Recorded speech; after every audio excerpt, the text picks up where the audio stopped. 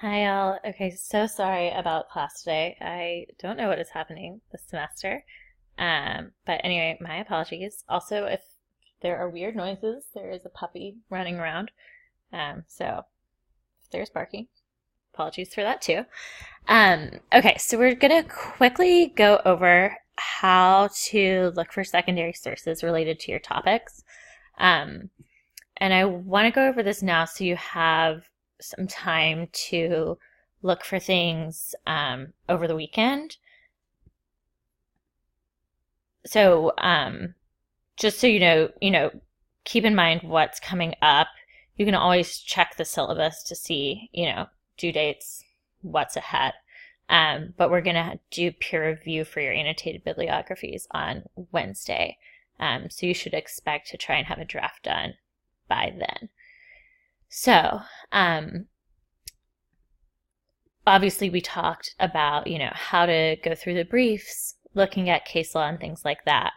But I think finding secondary sources can be a little bit more difficult, especially because, in this case, the case law is sort of handed to you. The secondary sources maybe won't be.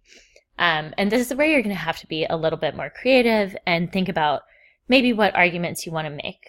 So the first thing I want to say is that if the sources you end up using in your annotated bibliography, it's going to be helpful no matter what sources you use. Don't just do random ones. But if the sources you end up using change, that's totally okay. You're probably going to end up needing more than just two secondary sources. You might not. But it's okay if you haven't, I don't expect you to figure out what your argument is going to be right now. Part of the research process is going to be helping you get to that step. So right now you're sort of doing exploratory work. So there's a number of ways you might go about researching your case. So one thing you could do is just search for the name of your case in some of these sites. So Nexus Uni and Hein Online are going to be the best two sources for looking for secondary information. Academic Search Premier and JSTOR, you may or may not have heard of these or used them in your classes last semester. These are major academic databases and ones that you'll probably run into throughout your college career, whereas these two are, no, I don't want that. These two are specialized legal databases. So these will have some information, but these are really where you want to go for law reviews, articles directed specifically about the law. If you want to look up something, if you're doing Mitchell versus Wisconsin and you want to look up something about blood or, something a little bit further afield, Academic Search Premier and JSTOR are a good place to start. If you want to get really sciencey, you would want to go into another science database, and we can talk one-on-one about where you might look for that. But like I said, one place to start would be Nexus Uni or Hein Online. Before we get there, though, I want to talk for a second about the differences between scholarly and popular sources. So this is something that some students come in really understanding the difference between, and some people sort of struggle with it. And this Yale source here is really good at helping you go through and figure out, all right, is this a scholarly source? Is this a popular source? So everything that you are using for your annotations should be an academic source. You can use popular sources in your article as well. That's fine as long as they are reputable popular sources, but I want you to be annotating scholarly sources. So a popular source might be, like an Atlantic article, a New York Times article. News sources are popular sources. It's talking here about how, different things qualify as popular sources in different contexts. But for the most part, for our project, news sources are going to be popular.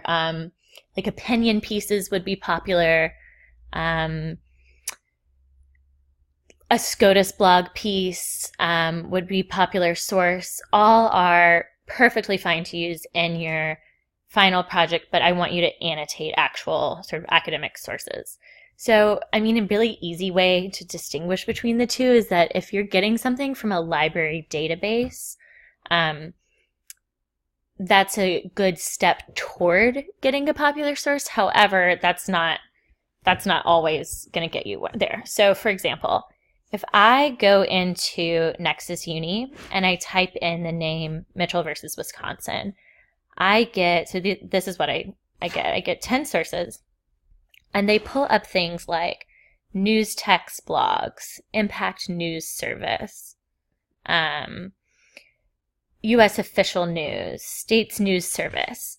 So even though this is coming through an academic database, it's pretty clear that these are news sources, right? So these still count as popular sources, even though they're coming through an academic database. So you have a better chance of getting to an academic source through a database, but it's not necessarily guaranteed. And in most of these databases, you can come over onto the side and get a sense of what's going on. So like right up here, it's going to tell you you're only getting news. If I were to go to law reviews and journals, okay, so I'm like not getting anything. I'm getting Wisconsin versus Mitchell instead of Mitchell versus Wisconsin.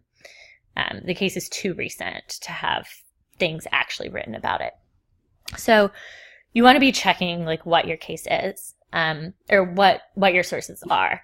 An academic source is going to be written, William, stop. An academic source will be in a published journal, so it should have a title, like Yale Law Review, Columbia Journal of Law, something like that. It will have volume numbers, issue numbers, and it will be clear from the sides over here. You'll go to it will be in the law reviews and journals section. Same with, in Hein Online, it will be in Law Journal Library, and it will have a title that looks like these. One thing I want to show you to avoid, so let's take something like United States versus Alvarez.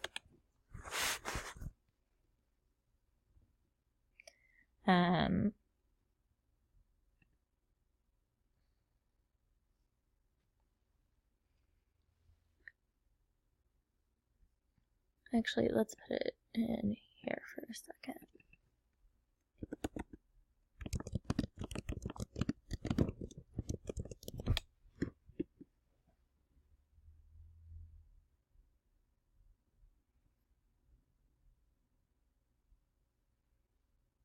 So sometimes you'll get these things called case summaries.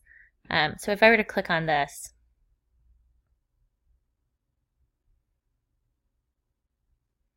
I will get like a summary of what happened in a case.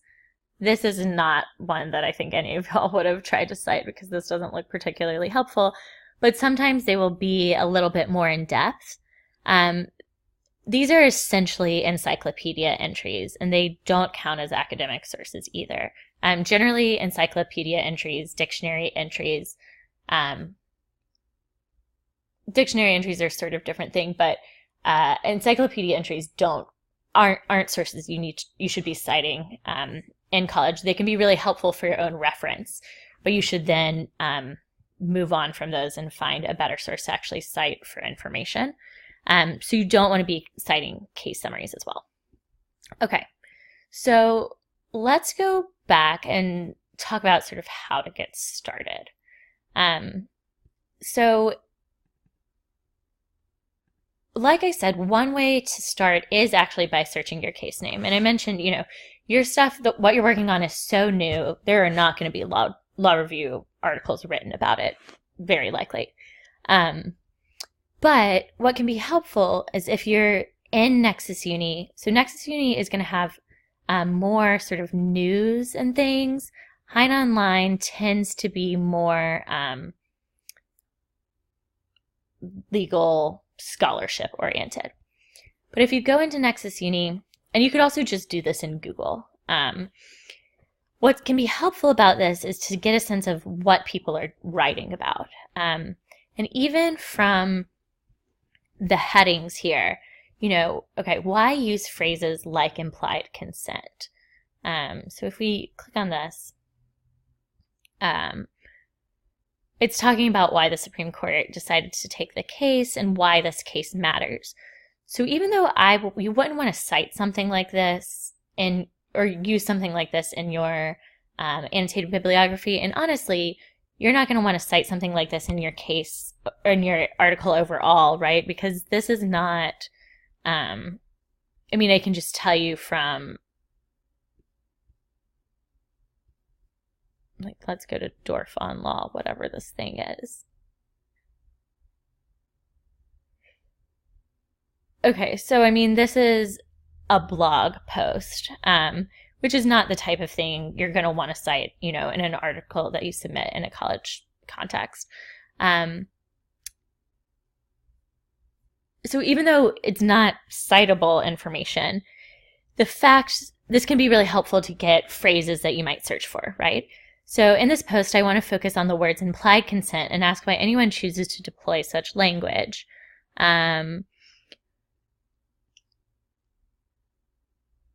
Okay, using the phrase implied consent to describe a case in which no one would rationally conclude that someone has consented serves... Okay, so basically he's talking about the idea of implied consent, how that relates to this case. So we may not get anything about Mitchell versus Wisconsin when we do a search. But if we go back to the home page and we do implied consent, we click law reviews first, do implied consent. And then you want to do the past 5 years because you want to get the most up-to-date sort of information.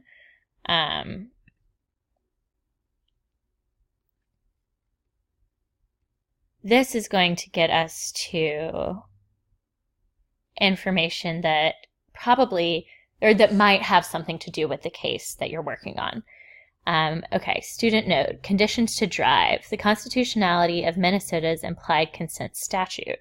So this case is related to Wisconsin, but we might be able to relate, what's going on in this case to the Wisconsin situation.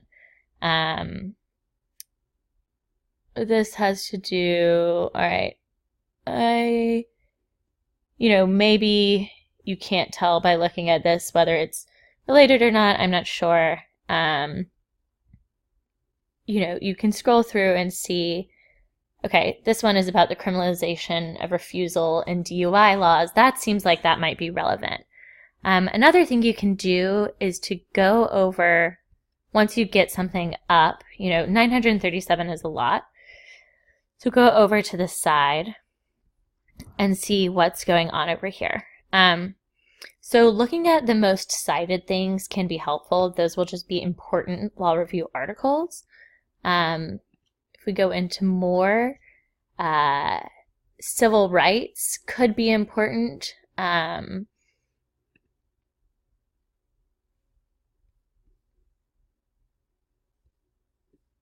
That might help you filter things out. You could also filter things by law review, which I don't know why you would want to do, but sometimes these filters can help. So that's one way you might go about looking for information. Another way you might go about do things, we're going to switch databases just so we get experience in all of them. So say you have something that you want to look at. So Josh, you're working on a case that's dealing with the Lanham Act. So it would make sense to look for articles about how people have interpreted the Lanham Act, right? Okay, so you go into Hein Online and you put Lanham Act into the search bar and you get 40,000 search results. Unhelpful. So filtering in this situation is going to be particularly useful for you. And I think the filters in Hein Online are more helpful than the filters in Nexus in Nexus Uni. So let's pull these up. Okay, so first off, let's filter it to the past 5 years.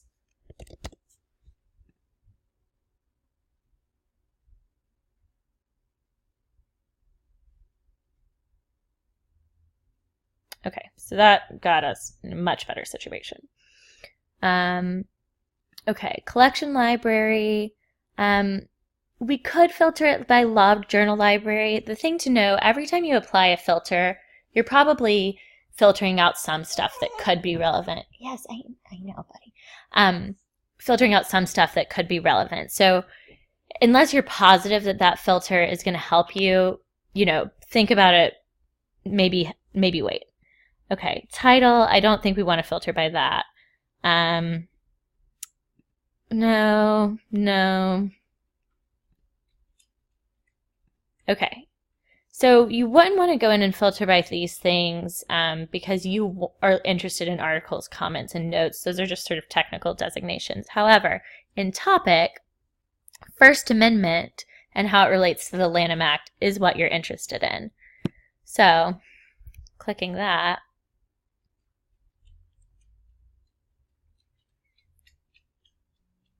We get down to something that is way more reasonable in number.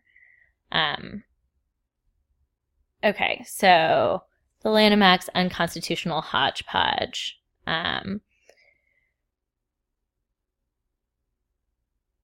Maybe relevant, maybe not. Not sure yet. This seems to be about foreign sales. Okay, so that's probably not relevant to us at all. Okay, what to do about scandalous trademarks in the Lanham Act article. This seems extremely relevant to what you're working on, right? So then,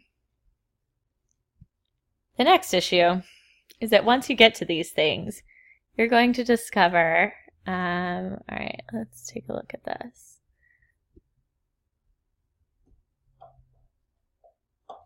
Oh, come on. Okay, well, so this is starting on page 1. So you're going to discover that this article is like 45 pages, which is fairly long. And I'm guessing this is not loading because of my current access to internet. It should be loading. So what you'll want to do in this situation then is start sort of skimming through. There should be section titles in all of the articles that you're using, and use those to help you figure out, all right, A, is this article going to be helpful? B, where in the article am I going to go and get information from?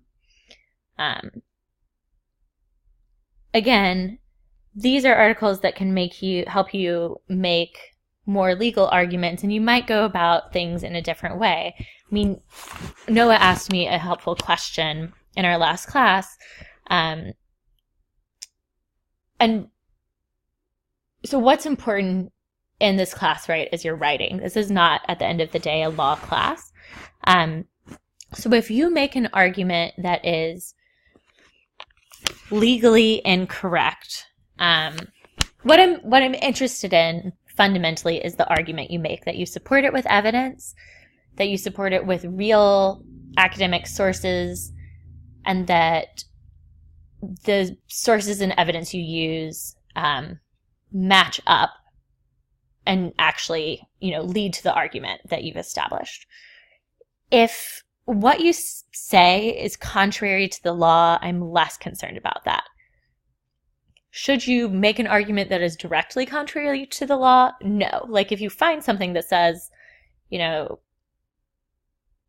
don't make an argument that goes against the rules that the justices have established, something like that. But I don't want you to get too bogged down. However, something like this that explains, how these things should be interpreted could be really helpful for you. Okay. So what I would suggest doing for all of you is spend some time, in the databases or on Google and getting a sense of what's going on. Each case is going to have its own sort of holes in information and wells, for lack of a better word. Like there are going to be gaps, and then there's going to be really full areas. And you should get a sense, like, what are people talking about in the news? Like, why did the Supreme Court take this case? That's probably going to be the best question to ask to then start doing your secondary research and looking around. And in class on Monday, we're just going to spend the whole time looking for sources, and I'm going to sort of come around and talk to all of you. And I'm also going to have a number of general sources available about the Fourth and First Amendments just to help y'all out. So, hoping this is helpful. But I think sort of like the actual search mechanisms, this is pretty much just a keyword search, which I'm guessing second semester of your college or into college, you're probably pretty familiar with, but it's also something we can spend time on one-on-one working with. So take a look at these. And then down here, I have just sort of some thoughts, right? So like if you get a source, you do want to be thinking about, especially down the line if you're using popular sources later, like who wrote this? Is this credible? Does this person have some sort of biased opinion? Like, are they writing from a position that would make them want to promote Christianity and thus want to keep this cross up?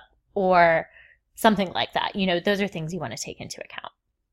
Okay, so in terms of homework, I have 3 things that I'd like you to do, 2 of which are pretty quick, just to make up for the class today, and sort of make sure you got what we talked about. So the first is on forums. I'd like you to post a link to one secondary source that you might use. It doesn't have to be one that you end up writing your annotation on, but like if I click on it, it should take me to something that is relevant. So, don't just like choose something completely random. And this is all written here. So post a link to a possible secondary source in forums. I also have example annotations here. You can get to it through the course calendar here. You can also get to it through the Unit 2 lessons folder. So I'd like you to sort of go through these and make comments. There are 4 annotations. I'd like you to make a comment on 2 of them. It can be a question you have for me, something you think the author did well, a way that they might be able to improve. The idea is just for you to be able to see some annotations, get a sense of what's going on here. And then the last piece of your homework, if we pull up the Unit 2 assignment. So here, along with your annotated bibliography, you have a case overview. It's 300 to 400 words for your case. So it is just sort of a summary of, which parties are in the case, the most essential facts. This is just the briefest description possible, and an overview of the parties' main arguments. And I mean 300 to 400 words, not longer than that. So like half a page double-spaced. Is that half a page double-spaced? I think, sort of. So very brief. This is not something that you need to be spending more than like 30 minutes on. But I'd like you to upload that to Sakai and forums as well, so that A, you have that drafted out before a draft of the whole feeder is due, and B, I can take a look at everyone's and make sure everyone is at least understanding their case. So we're all good there. And that is it. I feel like there was one other thing I wanted to say. Just that I did. There are links to PDFs of all of the documents here. And if you download them, they go and use a PDF reader, you can go through the table of contents in a PDF and it will take you to the different documents. So I hope that's helpful for you and sort of makes things easier to manage. Okay, that is it. I will see y'all in class on Monday.